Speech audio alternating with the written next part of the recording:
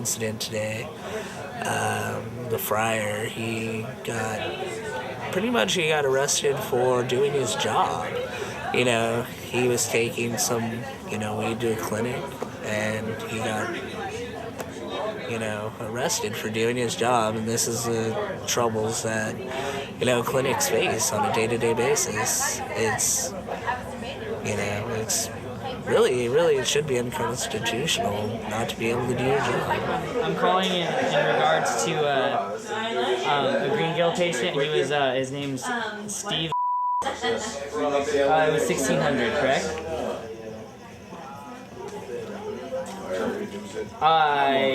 What does it take to be that? Like, I'm one of his employees. I was the one who was going to go sign him out and take him out and pick him up. I'm not sure all the details. I really don't know everything. I just know the situation. I just know we're just trying to raise some money right now at Blasfest to bail him out. One of the promoters got arrested on the way here for intent to sell. Well, it's more like intent to distribute, not really intent to sell, but like basically what happened was it was because of his tags on his car. He got pulled over for his tags, and then of course he's gonna he has a license to distribute marijuana, so of course he's gonna have marijuana on him, So whatever.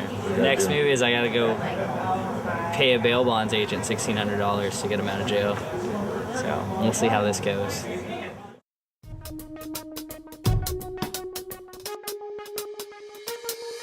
Going down Selma, and stop at the light, and I see a cop pull up behind me.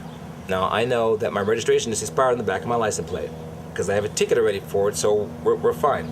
So they pull me over, it's fine, and the cop comes up and he says, "Hey, sir, your registration's expired." I'm like, "Officer's right, here's the ticket. I already know about it. I'm getting it taken care of. I just got a ticket for it a couple of days ago. Be taken care of." He goes, "Okay, that's cool, sir." He looks down and he goes, "Hey, what's your name? Do you have any warrants?" To the guy. First he asked me, "Do you have any warrants? You've been arrested?" No. And then he asked the guy, the passenger, he goes, "Any warrants or anything?" And the guy's like, "Yeah, I had some warrants, but I took care of them." Okay, well, what's the guy do to me? And the guy in the back seat goes, "Do you have any warrants?" And the guy's like, he says, why you messing with me?"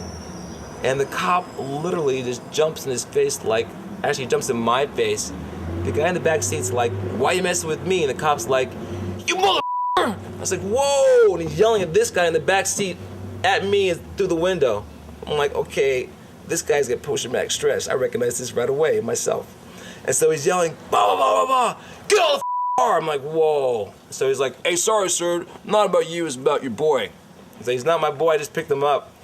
So they get out of the car, he pulls him over, he's yelling at him, gets him down, cuffs him on the ground. And then he tells me, "Hey, can you get out of the car?" "Yeah, not a problem, sir." So I get out of the car. Walk over, and he asked me how I met them. I told him exactly what happened, and I said, "Look underneath my car. You can see my muffler's hanging right there." And he looks and sees it's hanging down. Okay, I'm going down here to Gower, make a left, boom, boom. Then I have an event today, a very big event. I need to get working on it. I'm actually kind of running late, sir.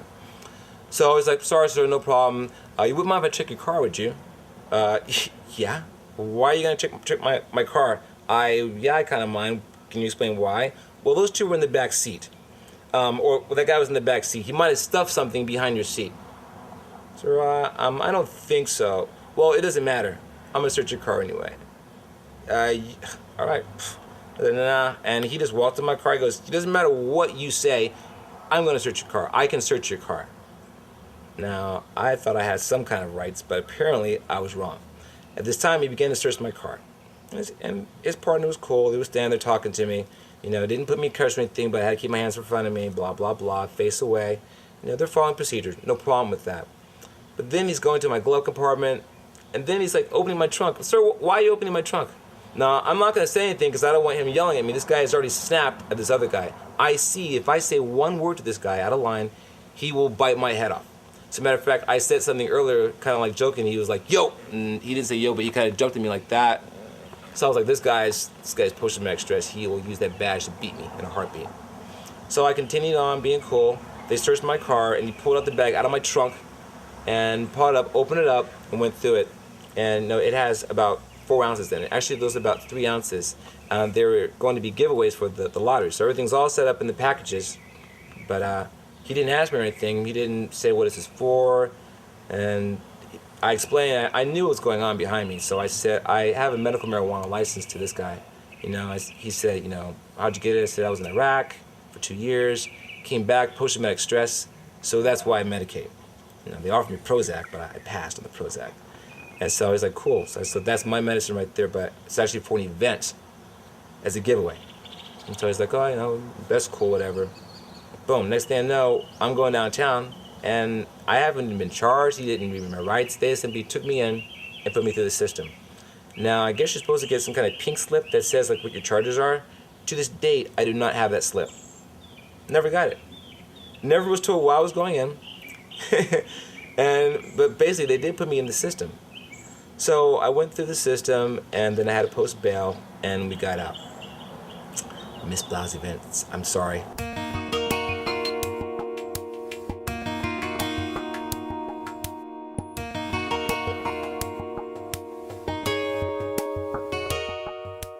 The whole time I was in the back seat, and even in custody, I was singing, let me out, I'm an angry lion.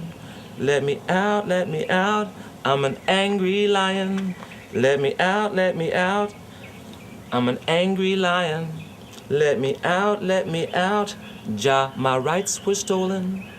Over and over and over again.